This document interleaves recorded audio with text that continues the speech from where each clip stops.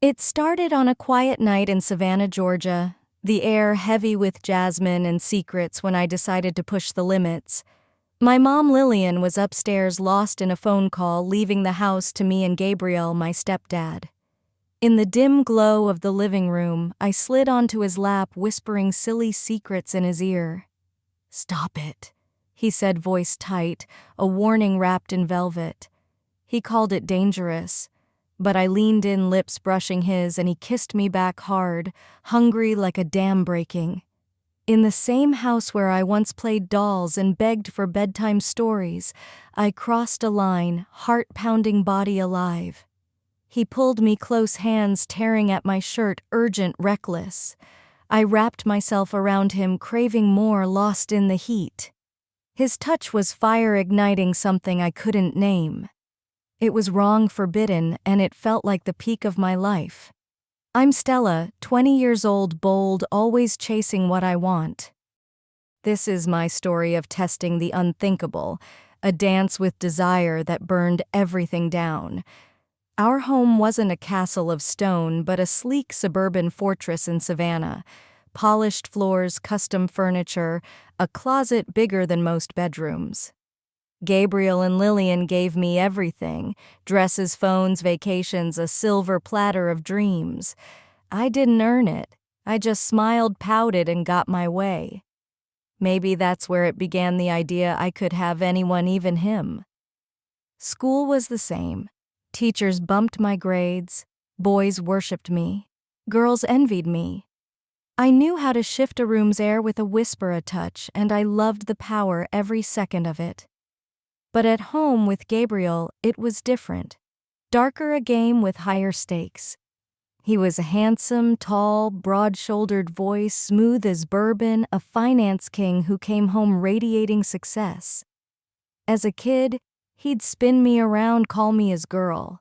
I'd melt in his arms, safe. But after I turned 20, something shifted. His hugs lingered, his gaze too long when I walked through the kitchen in a thin shirt. His hands rested on my shoulders, heavy, deliberate, never crossing the line, but dancing on it. I felt it, the tension, the pull, like a storm waiting to break. I didn't pull away, neither did he. Lillian was always busy: charity galas, yoga retreats, girls' nights out. She loved me fiercely, trusted me too much, trusted him too much. The house became ours, a private kingdom for me and Gabriel. At first I thought I imagined it. The spark when I wore tight shorts, bent too low to pick something up, asked if my new dress looked stunning.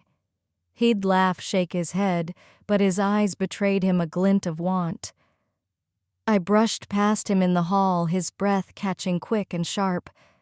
That's when I knew he felt it too. The line we shouldn't cross was blurring. One night, wearing his button-up shirt loose and teasing, I sauntered into the living room where he read, sprawled on the couch, lamplight carving shadows on his face. I grabbed a soda, sat close, too close, his body, tensed eyes avoiding mine. "What's wrong?" I asked, tucking my legs up, voice playful, testing. "Put something else on, Stella," he said, low, strained. "Why, I've worn less at the pool." I leaned in, smirking, daring him. He stood, bolted from the room, but the air crackled, electric, alive. I waited for Lillian's spa weekend, set the stage, wine music, dim lights. I invited him to watch a movie like old times. He sat rigid, wary. I laughed too loud, touched his knee, poured his drink. Halfway through, I leaned on his shoulder, feeling him tremble, a live wire under my cheek. "You're drunk," he whispered. I wasn't. It felt alive, dangerous, perfect. He stood, moved to the bedroom, another retreat, but he was breaking. The third time, Sunday morning, Lillian at church, I walked in wearing a sheer tank top and lace shorts, barely there. I handed him his coffee, leaning close, voice bright. "Morning." His eyes traced me, lingered on my thighs, then snapped shut. "Get dressed," he said, jaw tight. "Why, like what you see?" I teased, sitting on his lap. He froze, then pushed me off, gentle but firm. No kiss that day, but his eyes burned a hunger he couldn't hide. 3 days later, Lillian gone again, I danced barefoot in the kitchen, midnight music soft making a late snack. Gabriel walked in, robe open, eyes sharp. "Go to bed," he said. "You sure?" I stepped closer, our eyes locked the moment taut. He kissed me, hesitant, then fierce, real.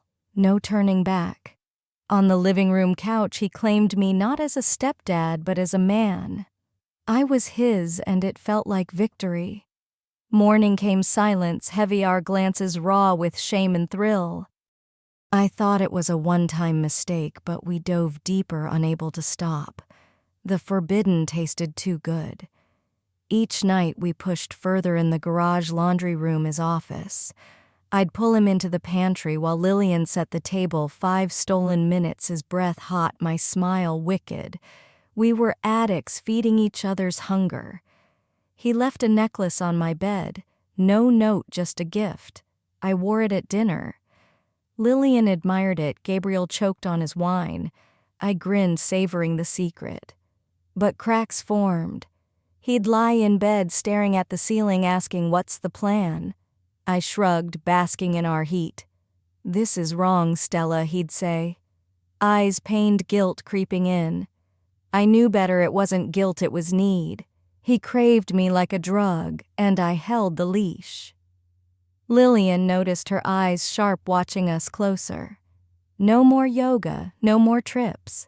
She saw my shirt, his shirt at breakfast, her gaze lingering. Laundry mix-up, I lied. She stayed silent, but her mind was spinning. Then one Sunday after shopping, laughing over my dumb jokes, I grabbed his hand, too familiar, too soft. Lillian saw. Her eyes locked on us, knowing, silent. That night, Gabriel stormed my room, face pale, clothes on. "She's suspicious," he said. I touched his knee, voice low. "Choose a side." His eyes held a war, old him versus the man I'd made. He stayed, chose me. Lillian felt the storm, saw the signs, heard our whispers. Too late. We were done hiding, drowning in our want.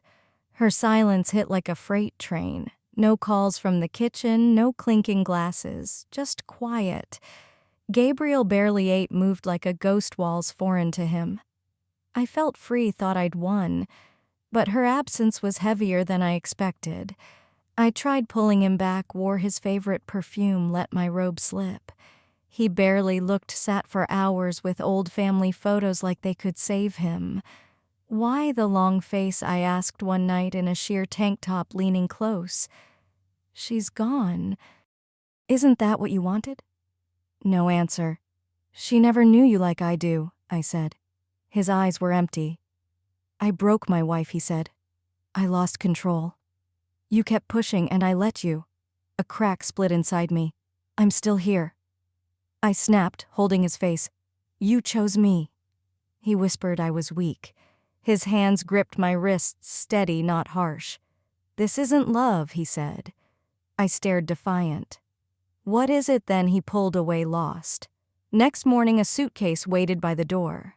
"I'm getting help," he said. "A counselor, a retreat. Time to fix this." Rage burned under my skin. "You're just leaving." He looked at me, sadness deep, new. "You need help too. Stella, more than I can give." He was gone, door slamming, leaving me alone. The house turned cold, dust settling in corners. I stopped wearing perfume, brushing my hair, barely left my bed. I thought I was unstoppable. I was wrong. One afternoon, I found a photo in his nightstand drawer, us by a lake summer sun. Lillian's hand on his back, me hugging them both.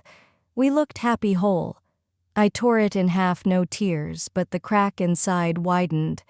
Months later, the house is mine, but not home, just a shell haunted by what we did. Lillian never returned.